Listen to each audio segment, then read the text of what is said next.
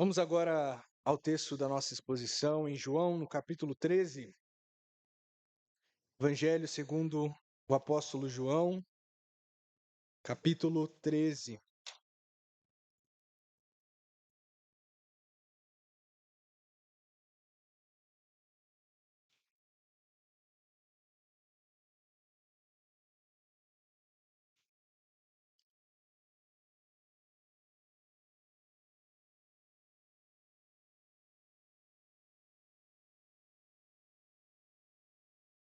Não trate como impuro a pura palavra do Senhor. Preste atenção nela. A partir do verso 18, diz assim a palavra de Deus. João 13, 18. Não falo de todos vós, eu bem sei os que tenho escolhido. Mas para que se cumpra a escritura, o que come o pão comigo levantou contra mim o seu calcanhar. Desde agora vou-lo digo antes que aconteça, para que quando acontecer acrediteis que eu sou. Na verdade vos digo, se alguém receber o que eu enviar, me recebe a mim, e quem recebe a mim, recebe aquele que me enviou. Tendo Jesus dito isso, turbou-se em espírito e afirmou, dizendo, na verdade vos digo que um de vós há de me trair. Então os discípulos olhavam uns para os outros, duvidando de quem ele falava. Ora, um de seus discípulos, aquele a quem Jesus amava, estava reclinado no seio de Jesus. Então Simão Pedro fez sinal a este para que perguntasse quem era aquele de quem ele falava. E inclinando-se ele sobre o peito de Jesus, disse-lhe, Senhor, quem é? Jesus respondeu, é aquele a quem eu der o bocado molhado. Molhando o bocado, o deu a Judas Iscariotes, filho de Simão. E, após o bocado, entrou nele Satanás. Disse-lhe, pois, Jesus, o que fazes, faze-o depressa. E nenhum dos que estavam assentados à mesa compreendeu a que propósito lhe dissera isto. Porque como Judas tinha a bolsa, pensavam alguns que Jesus tinha dito, compra o que nos é necessário para a festa, ou que desse alguma coisa aos pobres. E tendo ele tomado o bocado, saiu logo, e era já noite. Tendo ele, pois, saído, disse Jesus, agora é glorificado o Filho do Homem, e Deus é glorificado nele. Se Deus é glorificado nele, também Deus o glorificará em si mesmo, e logo o há de glorificar. Filhinhos, ainda por um pouco estou convosco. Vós me buscareis, mas como tenho dito aos judeus, para onde eu vou não podeis vós ir, eu vou-lo digo também agora. Um novo mandamento vos dou, que vos ameis uns aos outros, como eu vos amei a vós, que também vós uns aos outros vos ameis. Nisto todos conhecerão que sois meus discípulos, se vos amardes uns aos outros. Disse-lhe Simão Pedro, Senhor, para onde vais? Jesus lhe respondeu, para onde eu vou não podes agora seguir-me, mas depois me seguirás. Disse-lhe Pedro, Senhor, por que não posso seguir-te agora? Por ti darei a minha vida. Respondeu-lhe Jesus, tu darás a tua vida por mim? Na verdade te digo que não cantará o galo enquanto não me tiveres negado 3 vezes. Somente até aqui. Vamos mais uma vez ao nosso Senhor Deus em oração, clamando pela sua misericórdia nessa noite. Oremos. Senhor, oramos a Ti, nos voltamos agora a Ti em oração, clamando pela sua misericórdia, para que o Senhor olhe para a nossa necessidade, para a nossa dificuldade de compreender as coisas espirituais e nos supra a nossa falta. Abra o nosso entendimento para que possamos ver as belezas da sua Escritura, vermos o Senhor mesmo na Santíssima Trindade revelado a nós na sua palavra. Nós possamos contemplá-lo, que nós possamos amá-lo, que nós possamos sair daqui renovados, crentes nas suas promessas.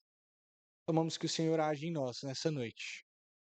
Completamente dependentes de Ti somos para compreendermos essas coisas. Por isso deixamos nas Tuas mãos e peço que o Senhor me abençoe como pregador, que eu não venha a ser empecilho, mas pelo contrário, instrumento nas Suas mãos, para ensinar, também para aprender junto com esse povo. Assim nós oramos, confiantes em Cristo. Amém.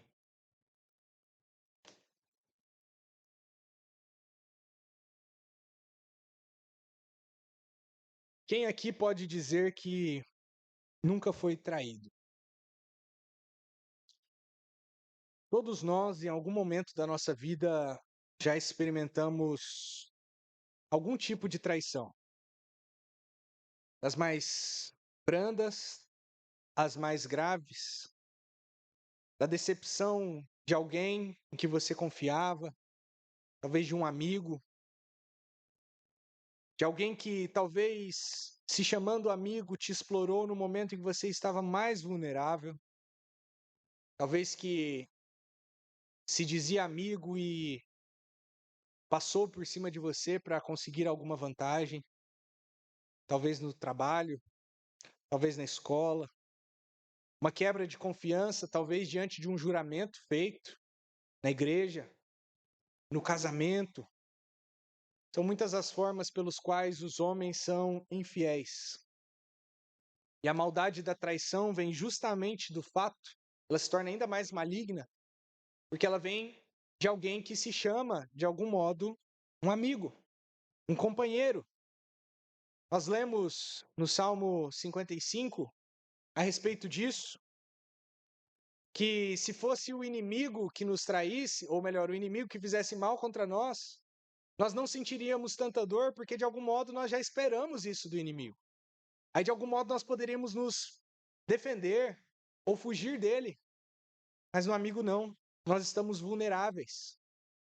Desse modo nós podemos dizer que toda e qualquer traição é uma quebra do nono mandamento. O nono mandamento que nos ensina o princípio da fidelidade, conforme temos aprendido nas exposições em Josué, aqui é quebrado uma vez que nós somos infiéis para com aqueles que nós esperávamos a fidelidade. Seja a fidelidade dita, declarada, por meio de um juramento. Eu serei fiel a você, eu te amarei, eu cuidarei de você, eu estarei ombro a ombro com você na aliança eclesiástica, por exemplo.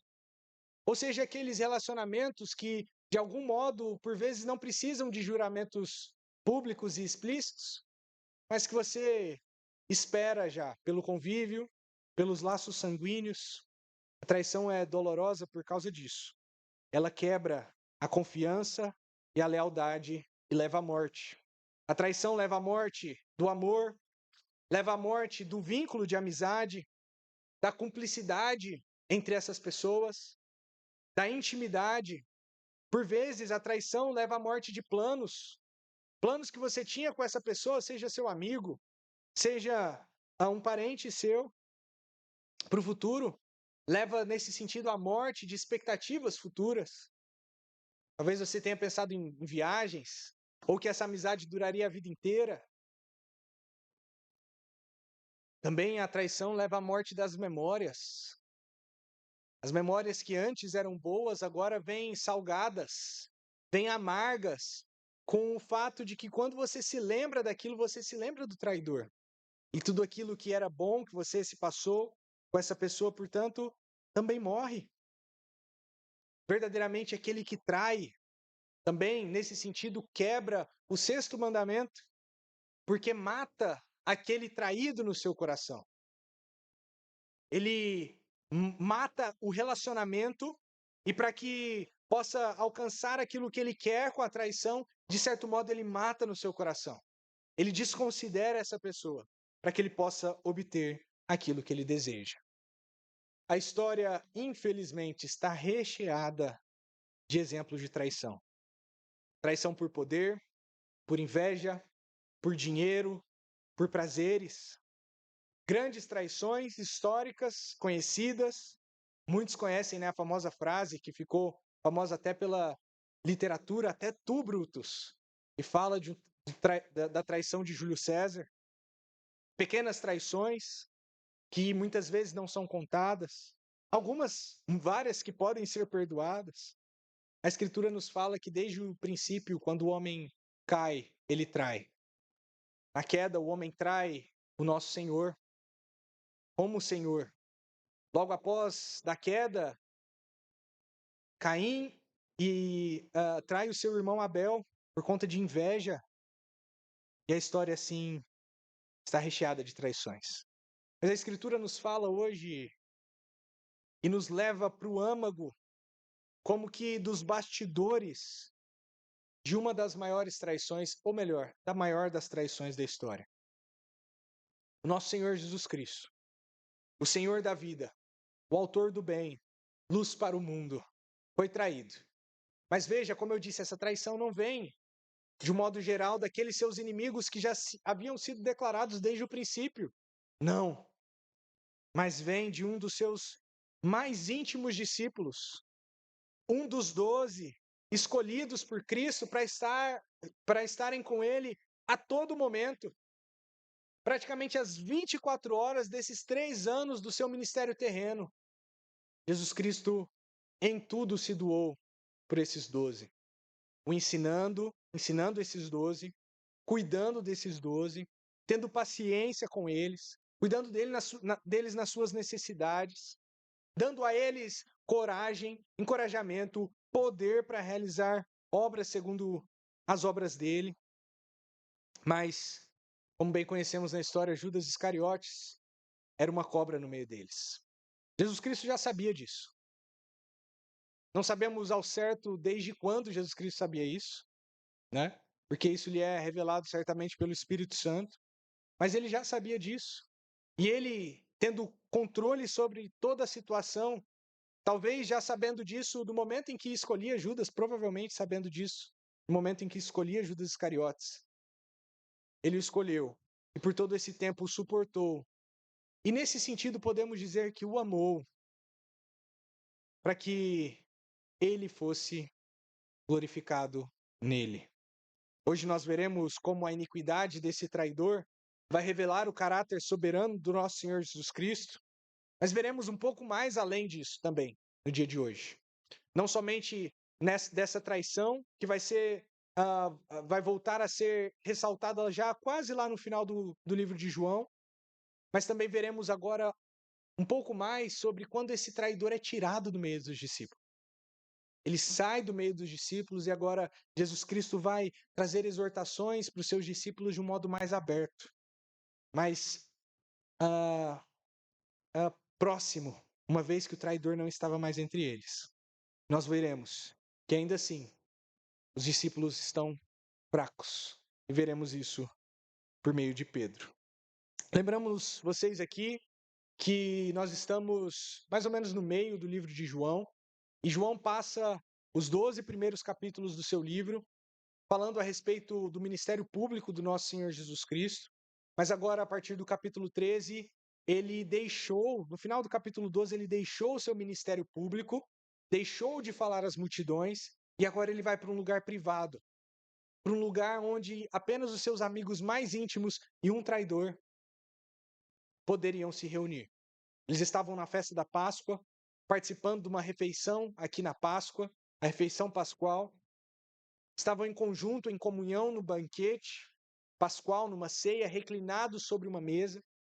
E o que aconteceu até aqui no capítulo 13, nesse momento, é que o nosso Senhor Jesus Cristo começou a lavar os pés dos discípulos, nós vimos até aqui, inclusive de Judas Iscariotes, e fez isso para ensinar que quem quiser ter parte com ele, é necessário que seja purificado por ele, purificado pelo seu sangue que seria vertido, verdadeiramente representado por ele na cruz do Calvário, crendo nele, sendo justificado por ele, o sangue purificador do nosso Senhor Jesus Cristo, portanto, que limpa de todo o pecado, mas também era necessário que nós fôssemos cotidianamente até ele para sermos purificados, santificados, onde quer que nós encontremos mal no nosso coração.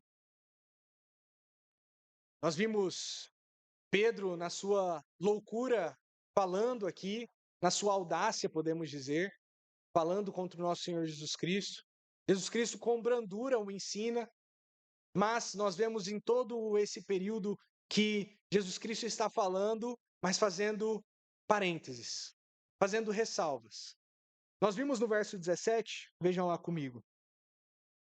Verso 16. Na verdade vos digo que não é o servo maior do que o seu senhor, nem o enviado maior do que aquele que o enviou. Se sabeis estas coisas, bem-aventurados sois, se as fizerdes. Jesus Cristo, então, por meio do seu lava-pés, nos ensinou que nós deveríamos fazer de modo semelhante. Como? Servindo uns aos outros, buscando o interesse dos outros, dos nossos irmãos, em primeiro lugar, e em especial, purificando uns aos outros, se preocupando com a alma, o espírito uns dos outros. E ele fala, portanto, se vocês sabem isso, e se vocês praticam isso, vocês serão bem-aventurados. Mas enquanto ele fala esse discurso, veja que no verso 18 ele faz uma ressalva mais uma vez. Ele havia falado que um dentre eles não estava limpo. E agora ele diz: eu não falo de todos vós.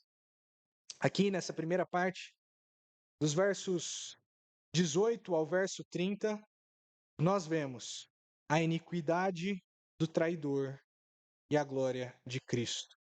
A iniquidade do traidor e a glória de Cristo. Veja, não falo de todos vós, eu bem sei os que tenho escolhido.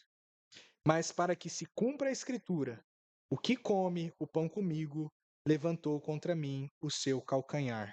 Desde agora vou-lo digo antes que aconteça, para que, quando acontecer, acrediteis que eu sou. Veja, não era todos aqueles que estavam sendo limpos por Cristo, ou que estavam escutando do seu discurso, que verdadeiramente seria abençoado se repetisse essas coisas. Porque um dentre eles não repetiria.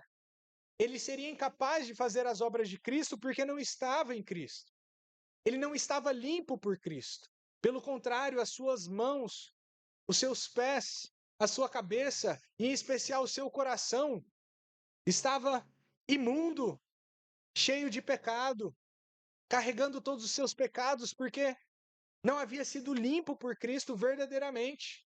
Aquele que teve os seus pés fisicamente limpos por Cristo, Judas Iscariotes, não aproveitou disso no sentido espiritual.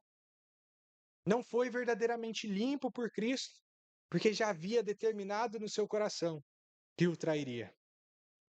Não falo de todos vós, eu bem sei os que tenho escolhido.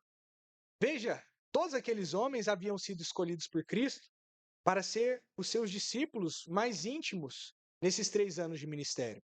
Eles são chamados aqui, posteriormente, a se tornarem testemunhas enviados aos judeus e às nações para servirem de testemunhas pelo nosso Senhor Jesus Cristo. Mas aqui Jesus Cristo fala de um sentido mais especial, porque ele retira dentre esses que foram escolhidos Judas Iscariotes. Ele fala, eu bem sei os que tenho escolhido, os que eu tenho eleito, desde a fundação do mundo, para entregar o meu amor e para ser os meus representantes aqui nessa terra. Por isso que eu não falo de todos vocês. Mas o fato de eu não estar falando de todos vocês apresenta aqui, não que eu não sei de tudo, mas pelo contrário, é justamente porque há um traidor entre vós que a minha escritura dada ao salmista Davi será confirmada. É o que ele diz. Mas para que se cumpra a escritura, o que come o pão comigo levantou contra mim o seu calcanhar. Vejam que o fato de Judas Iscariotes estar dentre os discípulos não frustrava de modo algum os planos de Cristo, mas pelo contrário confirmava, uma vez que a traição de Judas Iscariotes já estava prenunciado nas Escrituras. Existem alguns salmos que falam diretamente sobre essa traição. Existe esse, que é o Salmo 41, verso 9, que está citado aqui nas palavras do nosso Senhor Jesus Cristo. Existe o Salmo 55, que nós lemos, fala que aquele que era próximo a mim e me traiu. Também o Salmo 109. Veja que, em primeiro lugar, os salmos falam claramente a respeito de Cristo e da sua vida e da sua obra e dos seus pensamentos mais privados, das orações que Jesus Cristo fez junto ao Pai em relação àqueles momentos específicos da sua vida. Os salmos serviam como um tipo para apresentar aquilo que Cristo realizaria. Davi foi assim um tipo de Cristo. Absalão, talvez Aitofel, conforme nós falamos nos momentos iniciais, um dos conselheiros de Davi, que o traiu serviriam talvez como um tipo de Judas, de um traidor, mas que apresentavam tudo a necessidade do nosso Senhor Jesus Cristo morrer para completar a sua obra. Ele foi traído. O que come o pão comigo levantou contra mim o seu calcanhar. A figura aqui é uma expressão idiomática hebraica que nós conseguimos entender o que significa de um modo geral. A gente entende que está falando de traição. Mas aqui a ideia provavelmente é de um coice. Levantar contra mim o seu calcanhar é como se fosse dar um coice. Talvez a figura aqui seja de um cavalo, que você cuida dele, você estima ele, você confia nele. Afinal, talvez o seu cavalo, a sua montaria te leva de um lugar para o outro, mas no momento em que você menos espera, ele te dá um coice, ele te fere, ele te trai. Mas Jesus Cristo tinha um propósito para com isso. Não só era necessário que fosse assim para que ele morresse, mas agora, prenunciando isso para os seus discípulos, confirmando a Escritura, ele diz no verso 19: Desde agora vou-lo digo, antes que aconteça, para que quando acontecer, acrediteis que eu sou. Esse eu sou aqui não está incluído dentro daqueles 7 eu sous, né, se a gente poderia dizer assim, de João, no qual nosso Senhor Jesus Cristo se apresentou como Deus em diversos aspectos no seu ministério público. Mas aqui sim ele confirma a mesma verdade diante dos seus discípulos, dizendo: Eu falo essas coisas agora para que daqui a algumas poucas horas, quando eu for traído, vocês não se escandalizem. Vocês não achem que de algum modo eu fui surpreendido, que de algum modo o meu ministério é falso, ou que eu não sou poderoso, ou de que tudo que eu ensinei não tem valor algum, e que vocês se dispersem, e que vocês desanimem o coração de vocês. Eu falo isso agora para que daqui a algumas poucas horas, quando acontecer, vocês saibam que eu sou Deus. Eu sou. Vimos hoje. O eu sou que libertou o povo de Israel do Egito é o mesmo eu sou que, por meio de Judas Iscariotes, libertará o seu povo dos seus pecados. Eu vos digo de antemão para que vocês saibam, quando acontecer, que eu sou. Jesus então fala mais claramente no verso 20. Veja que ele vai dando indícios dessa verdade, e essa verdade agora vai ficar escancarada. Verso 20, ele fala em forma de juramento.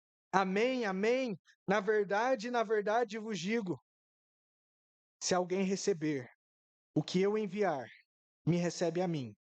E quem me recebe a mim, recebe aquele que me enviou. Veja, ele fala aqui do fato de que, apesar de que havia um traidor entre eles, o coração deles precisava continuar confiado no Senhor, porque as obras que Judas Iscariotes porventura tenha feito, foi feito como enviado do Senhor. E, portanto, as suas obras em si, até então, deveriam ser recebidas como obras do próprio Cristo.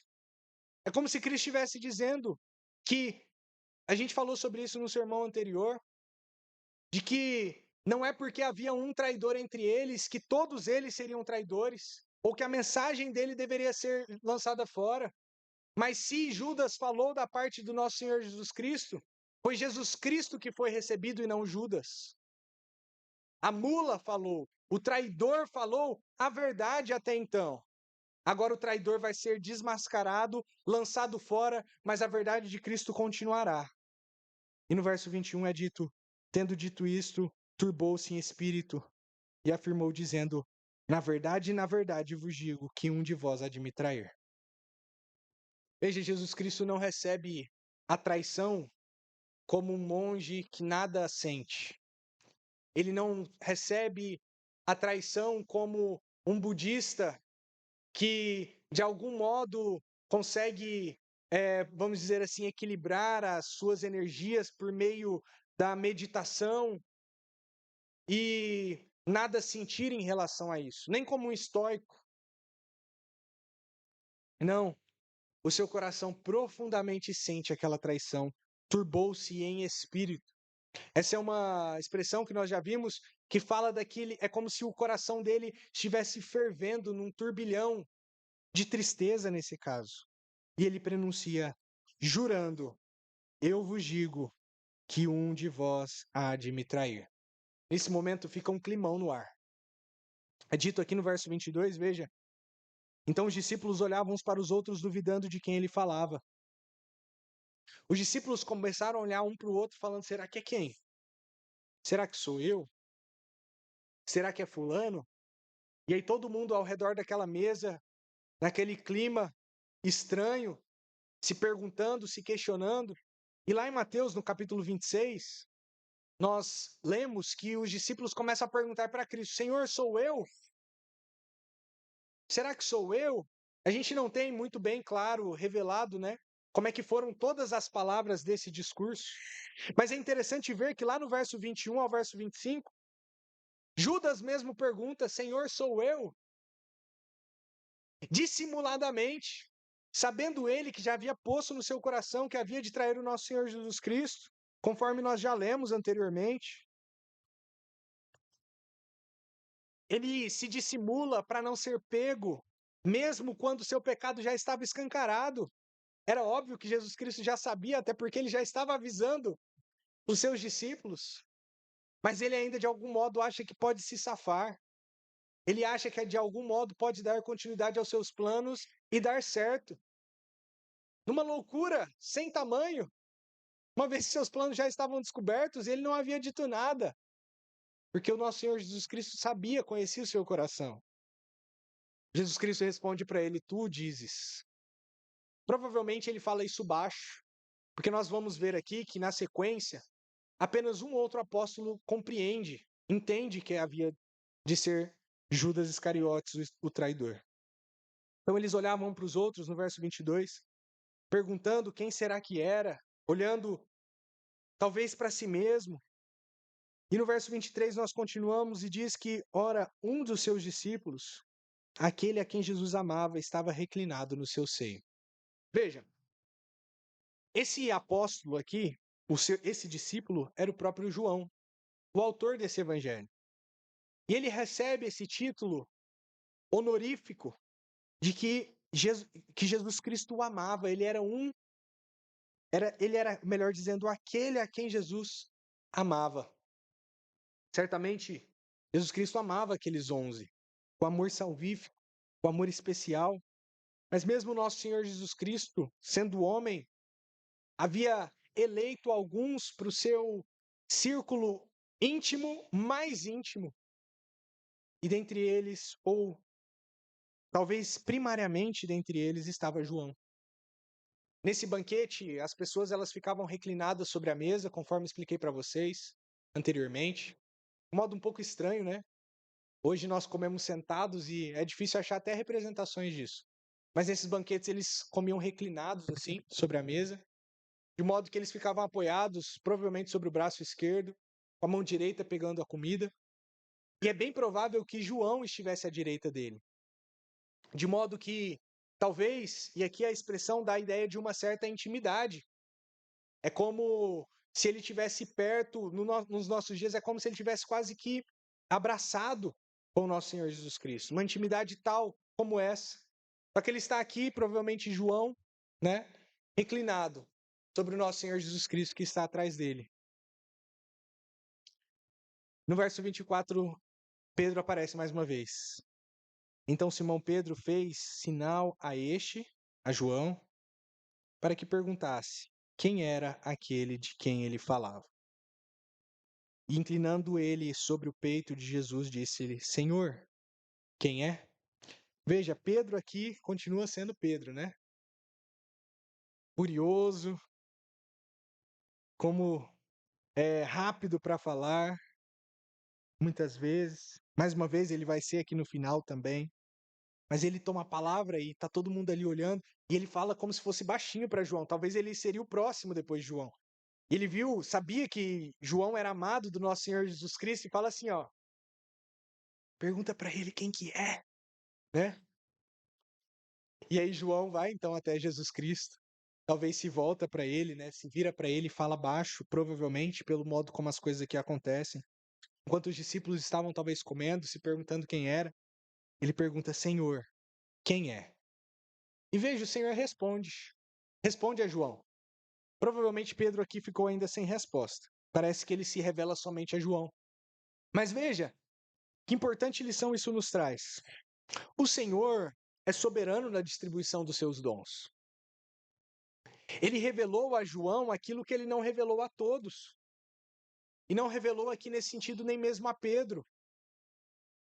O Senhor, diante daqueles que eram os seus servos, os seus discípulos, ele distribui os seus dons, nesse caso aqui a revelação, conforme ele deseja. E assim é bom, justamente porque um se complementa na sua necessidade. Pedro, com dúvidas, querendo saber quem era, vai até alguém que, de certo modo, conhecia ou teria a oportunidade, a capacidade de conhecer a vontade de Cristo de um modo mais próximo. E Jesus Cristo se revela aqui, revela os seus planos a quem ele ama. A Escritura nos fala que foi assim com Abraão. Deus não guardou o segredo a Abraão, mas porque o amou, o revelou aquilo que haveria de acontecer. Deus age assim de modo especial com aqueles a quem ele ama particularmente, aqueles que têm intimidade com ele, aqueles que reclinam-se sobre o seu peito. E João então vai passar a conhecer a vontade de Cristo. Isso traz uma aplicação para nós, não só para buscarmos a intimidade de Cristo, mas também para vermos como na igreja de Cristo precisamos uns dos outros para sermos fortalecidos e ensinados, cada um na sua função, conforme a proximidade de Cristo e conforme o dom que Cristo distribuiu a cada um. Senhor, quem é? No verso 26, Jesus responde com amor: é aquele a quem eu der o bocado molhado. E molhando o bocado, o deu a Judas Iscariotes, filho de Simão. Dentro aqui da festa da Páscoa, da refeição pascual, havia vários tipos de alimentos que eram consumidos: pão, carne, e havia certos molhos de ervas amargas, havia também o próprio vinho. A gente não sabe bem o que foi colocado no que aqui, mas provavelmente um pão que foi molhado no vinho, que era uma das formas mais comuns ali de se realizar isso que está sendo descrito. Jesus Cristo, então, provavelmente pegou um pão, molhou numa quantidade de vinho e o deu a Judas Iscariotes, filho de Simão. Veja que ele deixa claro, João deixa claro mais uma vez, com todas as palavras, quem era esse homem.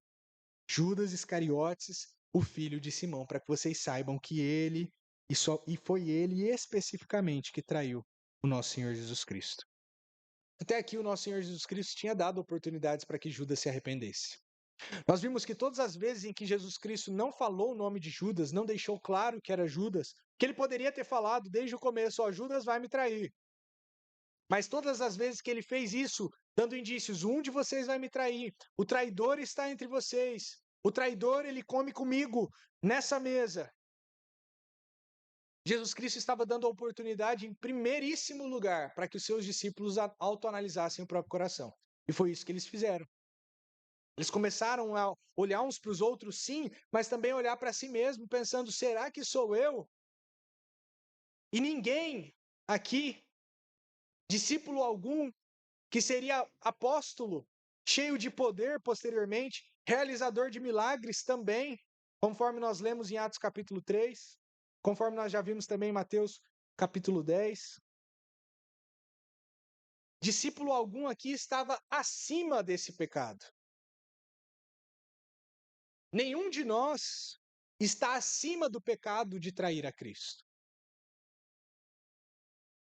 Por isso, nosso Senhor Jesus Cristo chama eles para autorreflexão.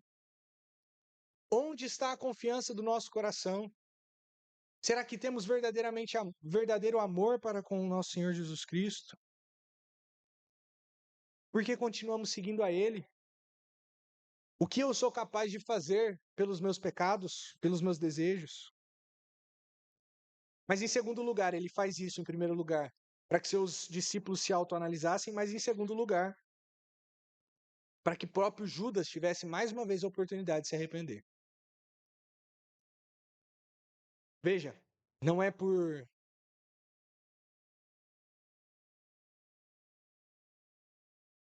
falta de oportunidade que Judas não se arrependeu, mas porque o seu coração estava obscurecido, endurecido. E todas as vezes que Jesus Cristo falava a respeito dessa traição, eu consigo imaginar Judas Iscariotes se tornando ainda mais obstinado, odioso de Cristo. Seu plano sendo descoberto e ele maquinando: é agora mesmo que eu vou traí-lo, eu vou pegá-lo. Portanto, quando Jesus fala para João e entrega esse bocado para Judas Iscariotes, é como se Jesus Cristo tivesse dado basta. Porque no verso 27 nós lemos que após o bocado entrou nele Satanás. Disse-lhe, pois, Jesus: o que fazes, faze-o depressa. Vai embora. Você tem que fazer, faze logo. Veja, nós vimos que Judas Iscariotes não decidiu trair a Cristo agora. Mas pelo menos lá desde o capítulo 12, nós vimos que num outro banquete, quando Maria, irmã de Lázaro, quebrou aquele unguento aos pés de Jesus Cristo, Judas se levantou e disse: muito melhor seria se nós tivéssemos vendido esse perfume, esse unguento, e dado dinheiro para os pobres. Nós teríamos muito mais proveito do que gastar ele assim aos pés de Jesus, demonstrando uma clara falta de apreensão de quem Jesus Cristo era, uma clara falta de respeito para com o nosso Senhor Jesus Cristo, uma vez que ele repreendeu alguém que o glorificava. E João já revela ali que, na verdade, ele falou isso não porque ele estava preocupado com o pobre, mas porque ele era ladrão, e porque ele era ganancioso, avarento, e ele já roubava o dinheiro que era colocado na bolsa comum ali dos discípulos. Ele era o tesoureiro do grupo apostólico aqui, do grupo de discípulos do nosso Senhor Jesus Cristo, e era ladrão.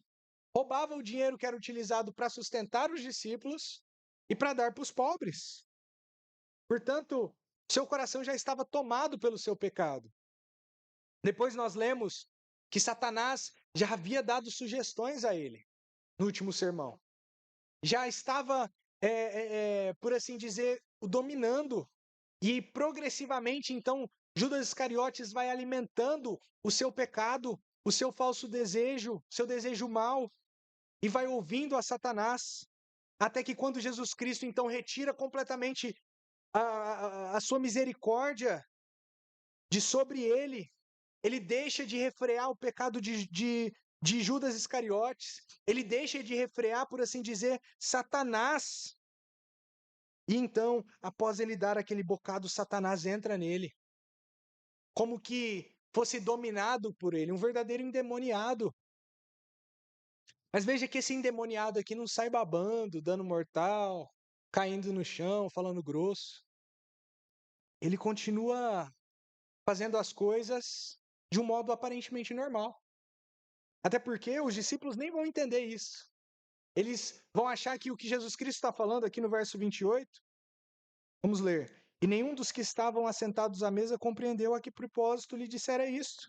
Porque como Judas tinha a bolsa, pensavam alguns que Jesus lhe tinha dito, compra o que nos é necessário para a festa, ou que desse alguma coisa aos pobres.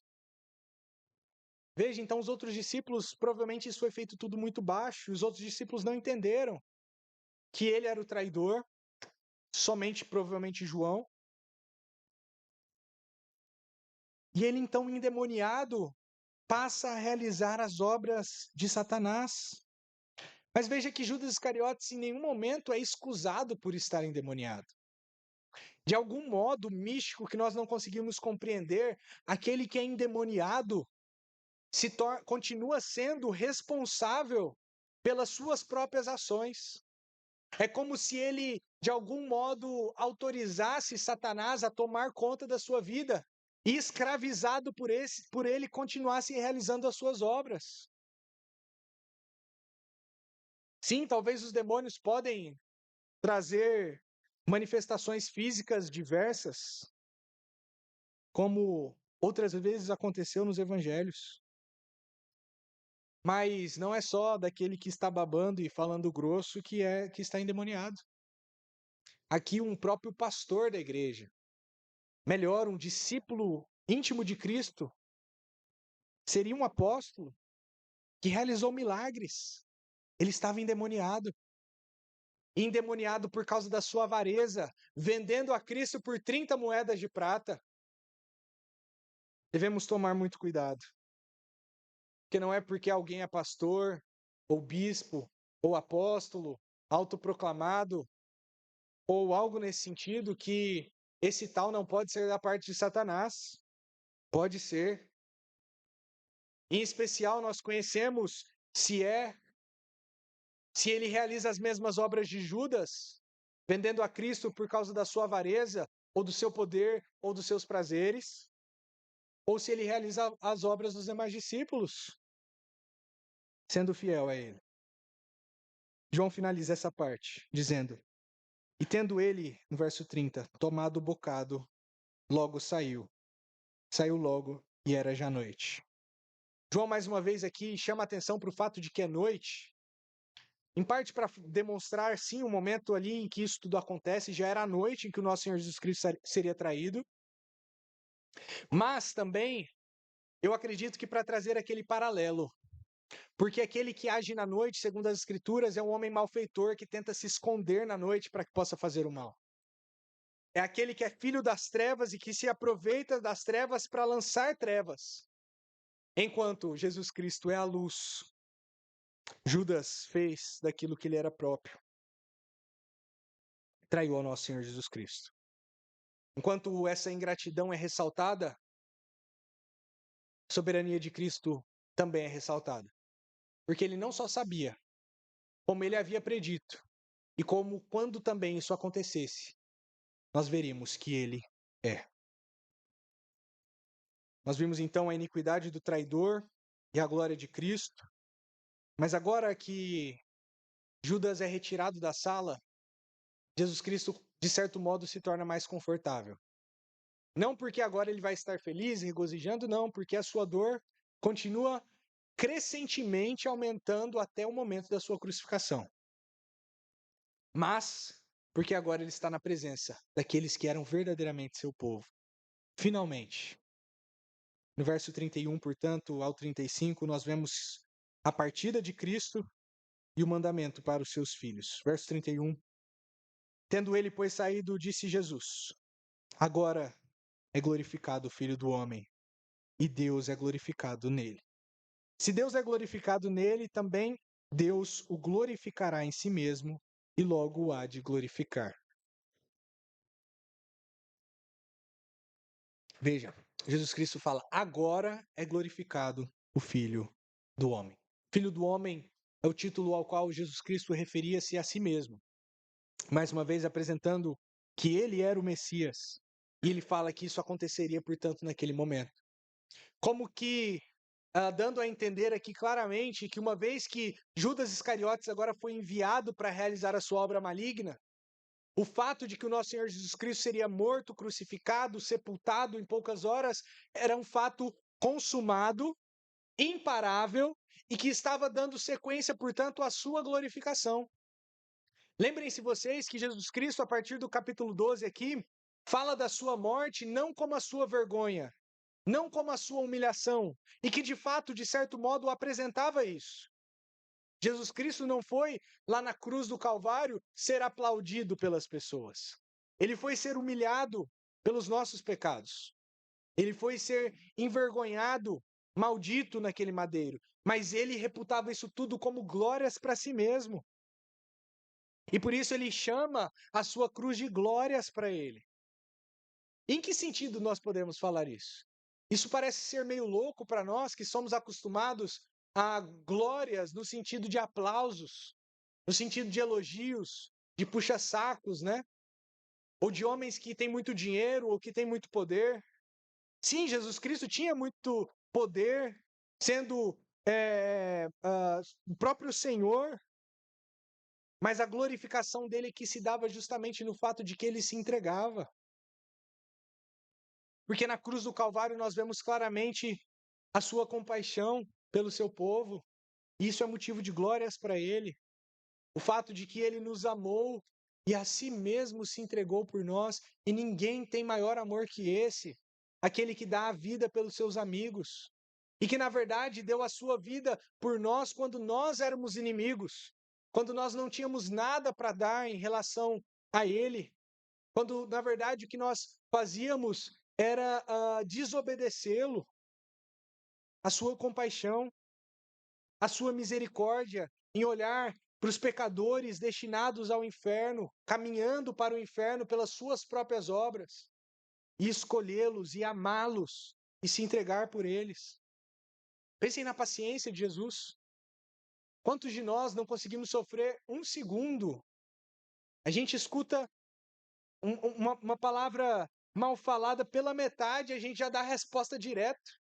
Você não consegue nem ter a paciência de escutar o restante do que a outra pessoa quer dizer, que você já se sente ofendido e já dá a resposta. Na mesma moeda, Jesus Cristo aqui sendo ofendido desde a sua concepção,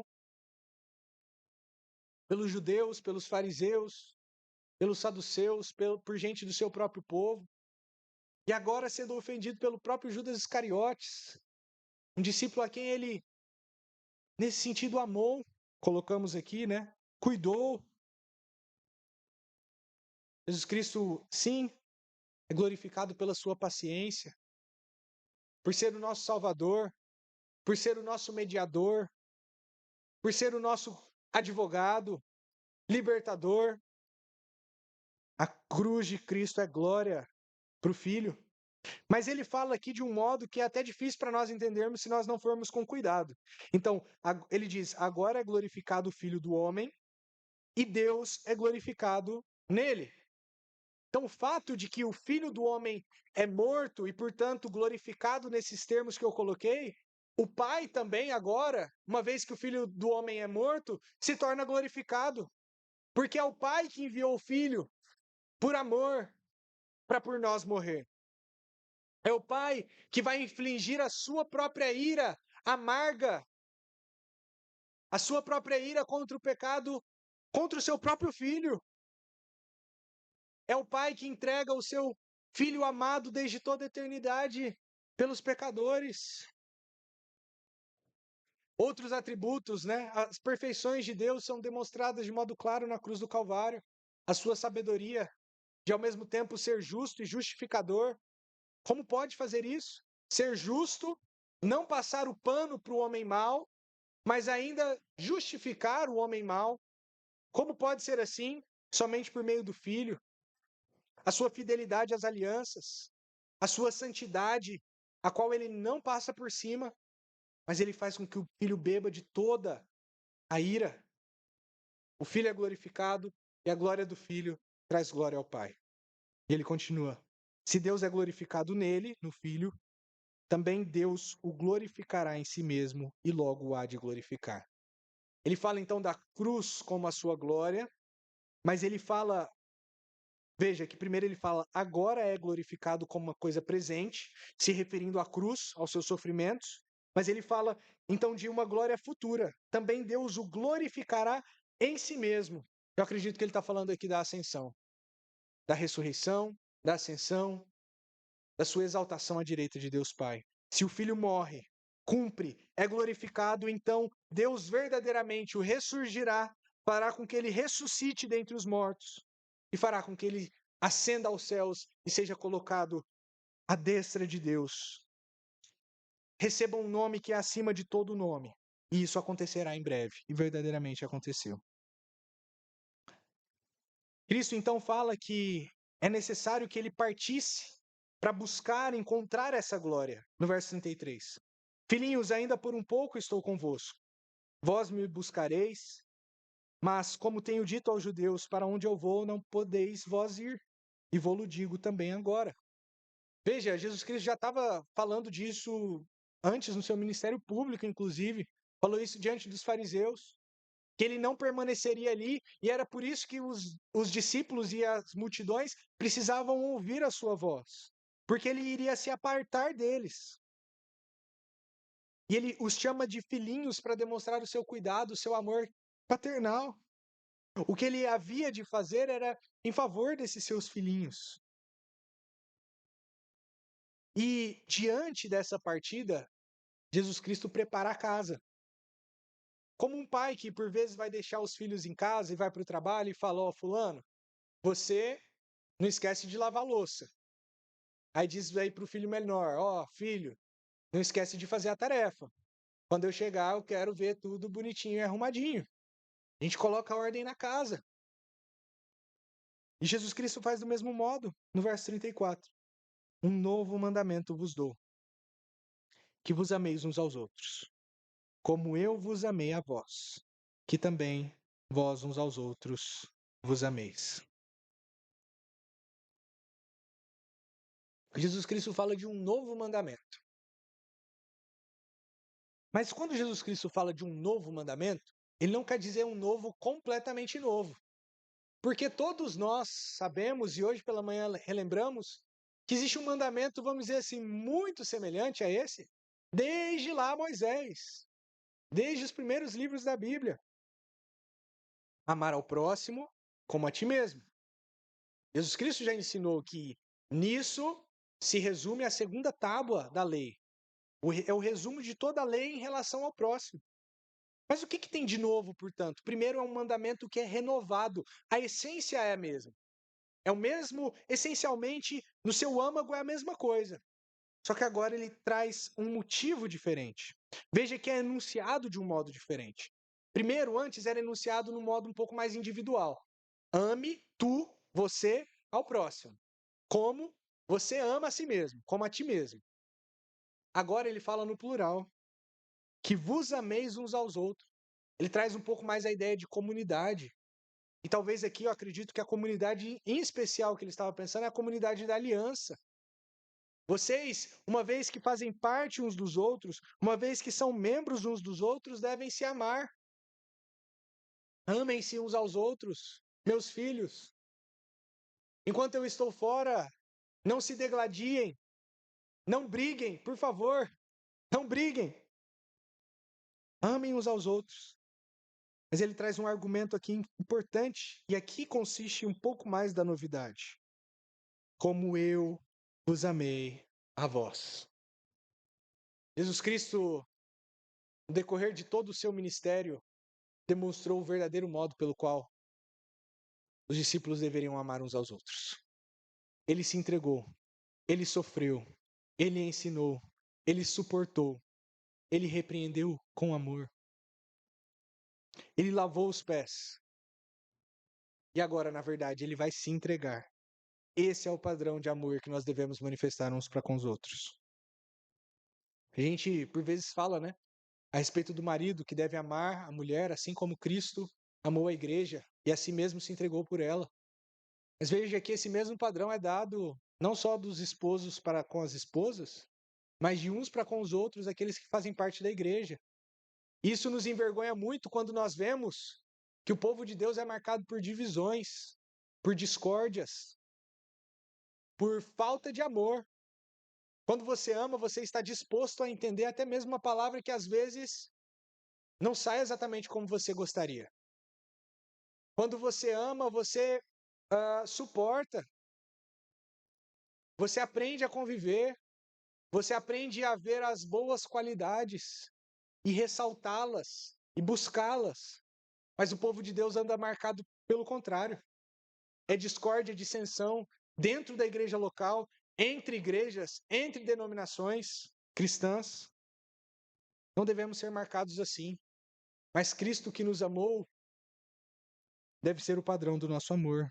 Amemos uns aos outros, estejamos dispostos a nos entregar uns pelos outros, a morrer uns pelos outros, a gastar a nossa vida para que uns aos outros, né, ou todos nós, sejamos feitos à semelhança de Cristo, como Jesus Cristo fez por nós.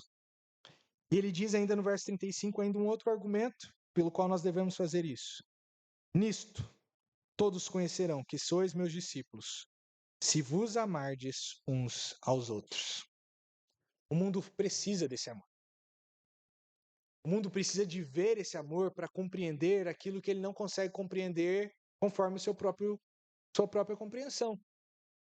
Quando nós vamos para o mundo, é cada um por si, né? E diz, inclusive, a expressão, é cada um por si. Nós vemos os homens sendo lobo do próprio homem, buscando os seus próprios interesses, independentemente do que seja. Quantas vezes nós não vemos a própria traição entre os homens ímpios como se fosse uma coisa comum, vulgar, inclusive se torna até piada, né? Traição conjugal, né? Se torna piada, é uma das piadas aí, um dos gêneros de piadas mais batidos. Homens que passam por cima de homens e ninguém tá muito nem aí pro outro, não. Na verdade, muitas vezes os homens do mundo, eles ficam de bem, né, com um grupo social, porque isso lhes faz bem. E quando isso não fizer mais bem, dane-se, né? Vou viver minha vida, vou seguir os meus propósitos, os meus sonhos, é cada um por si. Tá todo mundo tentando sobreviver debaixo do sol, né? As pessoas falam mais ou menos assim. O mundo é marcado, portanto, pela discórdia, pela traição, pela falta de amor, pelos interesses próprios, pelo egoísmo, pelo orgulho. O povo de Deus deve ser radicalmente diferente. E se nós nos amarmos uns aos outros verdadeiramente, o mundo saberá e olhará para nós e verá que há algo de distinto, algo de desejável. Veja, o mundo não consegue distinguir, ou para ele não importa, a quantidade de teologia que você tem na sua cabeça. Se você conhece teologia sistemática de modo profundo, teologia apologética, filosófica, histórica, não importa. Não importa o tamanho da sua cabeça. Jesus Cristo está falando aqui que importa o tamanho do seu coração nesse sentido. Sim, a boa teologia deve vir acompanhada de amor, e o amor deve sim vir acompanhado da boa teologia, mas o modo pelo qual nós seremos conhecidos é se andarmos em amor. É interessante ver que nos primeiros séculos, alguns livros foram escritos sobre esse povo estranho que eram da seita dos cristãos, um povo aí que fica aí no meio do Império Romano, às vezes fazendo umas besteiras na ideia deles, mas que eles falam, mas em um desses livros está escrito que eles eram distintos, se uma coisa eles poderiam dizer é que eles amavam uns aos outros. Isso já foi realizado na história e deve voltar a ser marca da nossa igreja hoje. Eu acredito que a igreja tem tido dificuldade em testemunhar a respeito de Cristo, porque muitas vezes nós não estamos em amor, mas estamos tentando ganhar a guerra com as próprias batalhas de Satanás, do egoísmo, da ira, da lacração e outras. Mas enquanto o povo de Deus não se unir, ele se tornará muito mais fraco. É o que nosso Senhor Jesus Cristo aqui nos ensina. Jesus Cristo então vai partir, mas ele deixa um mandamento: amai uns aos outros como eu vos amei. E agora, para finalizar, esse último ponto mais breve, no verso 36 a verso 38, nós vemos a presunção de Pedro, mas a graça do nosso mediador. Verso 36. Disse-lhe Simão Pedro: Senhor, para onde vais? Veja, Simão ignorou completamente o que Jesus Cristo acabou de falar. Quando Jesus Cristo falou assim, ó, eu vou para um lugar, né, no verso 33, ainda por um pouco estou convosco, vós me buscareis, mas como tenho dito aos judeus, para onde eu vou não podeis vós ir, e vou-lo digo também agora. Quando Jesus Cristo falou isso, Pedro travou naquele pensamento e ficou pensando, para onde que ele está indo? Eu vou junto, né? É isso que a gente vai ver ele falando. Então ele ignora completamente o ensino de Jesus Cristo. Porque ele fala que vai para um lugar agora, o objetivo dele, né, é para que ele possa demonstrar justamente o mandamento, uma vez que ele estaria fora, o modo como eles deveriam se portar. Pedro ignora o mandamento. E ele só quer saber aquilo que não foi revelado. E muitas vezes nós somos assim. Nós somos curiosos com as coisas do Senhor que não foram reveladas para nós. Queremos saber aquelas coisas ocultas, misteriosas, que o Senhor não revelou porque não era para ser revelado, que não era para a gente saber. Porque se era para a gente saber, ele teria revelado. Aí a gente é pronto para entrar em debate sobre o cabelo da galinha, não sei, quem veio primeiro, né? Sobre qualquer picuinha teológica que não vai promover o amor e a edificação. Mas as coisas que são reveladas, propósito do ensinamento, muitas vezes a gente trata com leviandade. A gente escuta falar assim, já sei, Jesus já falou esse negócio de amar aí, já entendi, beleza, mas você vai para onde mesmo? Mas Jesus responde, para onde eu vou, não podes agora seguir-me, mas depois me seguirás. Eu acredito que aqui Jesus Cristo deu uma resposta muito mais profunda do que parece numa primeira leitura. Sim, pode ter um sentido aqui que Jesus Cristo esteja falando de que ele vai preparar lugar, naquele sentido que ele já falou antes. Eu vou para junto do Pai. Mas agora eu acredito que Jesus Cristo está falando que imediatamente para onde ele está se caminhando é para a morte. E ele repreende aqui mais uma vez a Pedro. Ele corta as asinhas da curiosidade de Pedro, falando que Pedro agora não teria a capacidade de segui-lo. Jesus Cristo seria morto e Pedro não teria a capacidade de receber o mesmo cálice da morte de Cristo. Não agora, mas depois sim. Jesus Cristo, por vezes, poderia profetizar, inclusive o modo como os discípulos morreriam, ele fez isso em outra ocasião. Eu acredito que ele estava profetizando aqui a respeito da morte do próprio Pedro. Diz-nos a história, os pais da igreja, que Pedro foi morto também crucificado. E diz a história que ele, pronto agora, maduro, o Pedro das cartas que nós lemos lá em 1ª e 2ª Pedro, não o Pedro imaturo, fraco na fé, presunçoso que nós vemos aqui, mas o Pedro maduro se vê incapaz de sofrer a semelhança de Cristo e, portanto, se ele fosse ser crucificado, que ele fosse crucificado de cabeça para baixo. Para que ele não sofresse ele não se via digno de sofrer a mesma morte que o seu Senhor. Mas agora esse Pedro não conseguia. Pedro, para onde eu vou, você não pode me seguir. Mas fique tranquilo, um dia você vai me seguir. Pedro responde, disse-lhe Pedro, Senhor, por que não posso seguir-te agora? Por ti darei a minha vida. Pedro, escuta pela primeira vez, Pedro. Mas não, ele fala, e ele fala bobagens mais uma vez. Como aquela criança que está sapateando aqui, né? Por que eu não posso seguir agora? Eu quero ir agora. E eu vou fazer o que for necessário. Eu vou te seguir. E se for necessário, eu vou dar minha vida por você. Pedro, respondeu Jesus, tu darás a tua vida por mim? Você não entendeu, Pedro. Se você entregar a sua vida por mim, a gente poderia parafrasear aqui o que Jesus falou antes. Não terás parte comigo. Porque é necessário que eu morra por você, Pedro. E se você confia em si mesmo, continua Jesus. Na verdade te digo que não cantará o galo enquanto não me tiveres negado 3 vezes. Pedro calabou.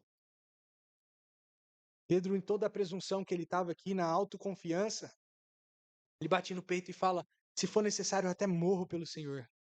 E Jesus Cristo claramente fala em forma de juramento, solenemente, Pedro, eu te digo que quando você for minimamente desafiado a sofrer por mim nessa noite, hoje que você está falando que morrerá por mim, antes que o galo cante, antes que o sol nasça, poderíamos dizer assim, para facilitar, você já vai ter me negado 3 vezes. Veja que a Escritura não fala que Pedro traiu a Jesus. Fala que Pedro negou a Jesus. Nesse sentido, a gente pode entender que há uma diferença. Mas é necessário pensarmos, né? Qual é a diferença entre Pedro e Judas? De certo modo, ambos fizeram coisas contra Cristo para os seus próprios benefícios. Pedro, com medo da morte, nós vamos ver logo mais adiante, quando Jesus Cristo é levado então a julgamento, ele acha que de algum modo ele vai sofrer, ele vai morrer. Contrário ao que ele acabou de falar. E ele começa a maldizer e fala: Não, não conheço esse homem, não, sai daqui. 3 vezes. Ele se atemoriza diante de uma moça, de uma garota, que acha que você não tem parte com ele.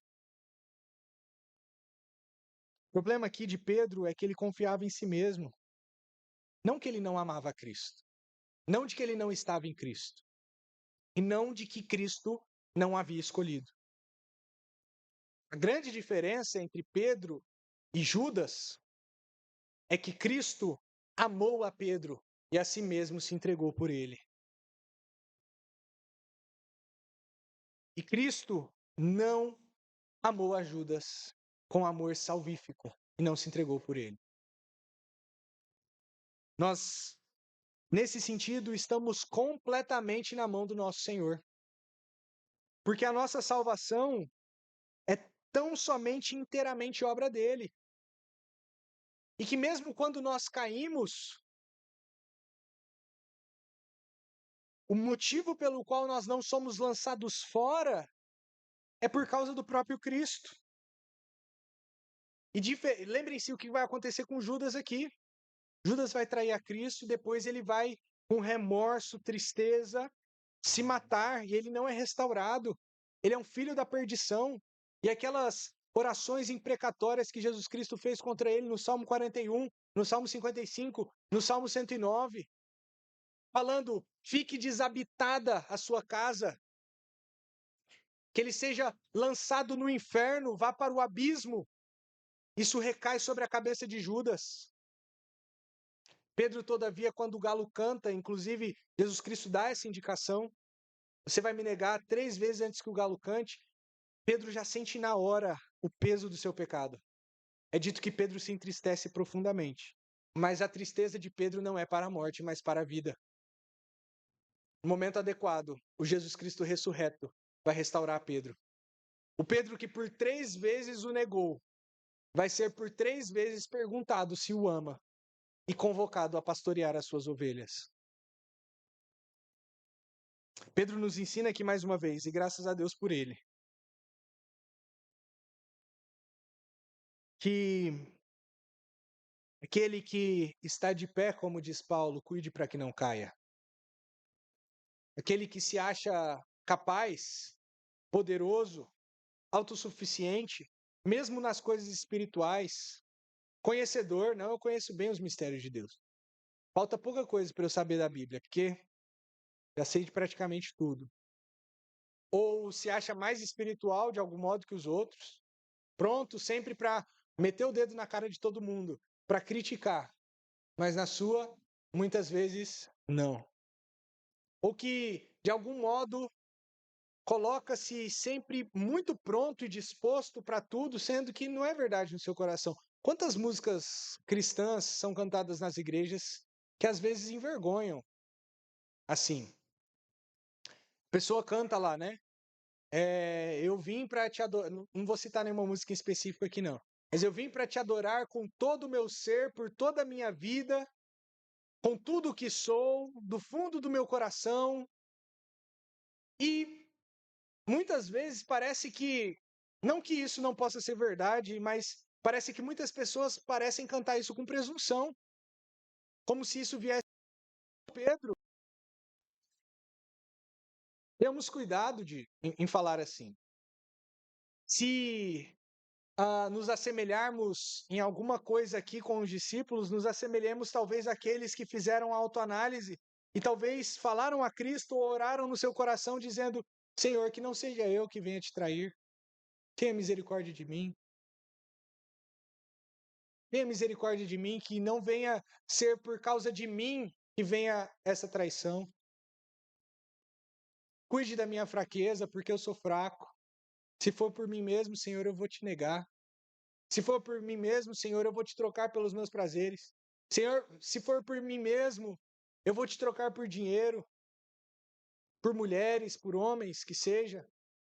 Eu vou te trocar por qualquer coisa, Senhor, porque o meu coração ainda é mau. Tenha misericórdia de mim. Não me reputes como seu inimigo, mas me salve. Talvez era assim a postura que Pedro deveria ter nesse momento. Que nós sejamos ensinados, portanto, por isso. Enquanto a traição abunda entre os filhos dos homens, nós vemos que Jesus Cristo nos amou e foi fiel a nós, que nos ensinou a sermos fiéis uns aos outros, e que essa fidelidade que nós manifestamos uns para com os outros, e a fidelidade também que nós somos chamados a manifestar para com Ele, deve ser sempre baseada no seu poder, sempre baseada em Cristo mesmo. E se, portanto, hoje você não conhece a esse Cristo, ou se você conhece esse Cristo, mas você, de algum modo, tem se afastado dele, achado que é possível viver a vida cristã que não por meio do poder dele, nós somos chamados a nos arrepender. Somos chamados agora a clamar: Senhor, nos salva de nós mesmos, nos salva da nossa infidelidade, nos salva dos nossos desejos maus, e que nós possamos ser fiéis. Fiéis ao Senhor pelo seu poder e fiéis uns aos outros. Que o Senhor faça isso no nosso meio. Amém? Vamos orar? Senhor, damos-te graças pelo nosso Senhor Jesus Cristo, que foi fiel até a morte e a morte de cruz. Pedimos que nós sejamos ensinados a amarmos uns aos outros e a amarmos ao Senhor por meio do poder de Cristo, nos dado pelo Santo Espírito. Nós possamos depender de Ti ao acordarmos, ao levantarmos, ao trabalharmos, ao deitarmos e ao dormirmos.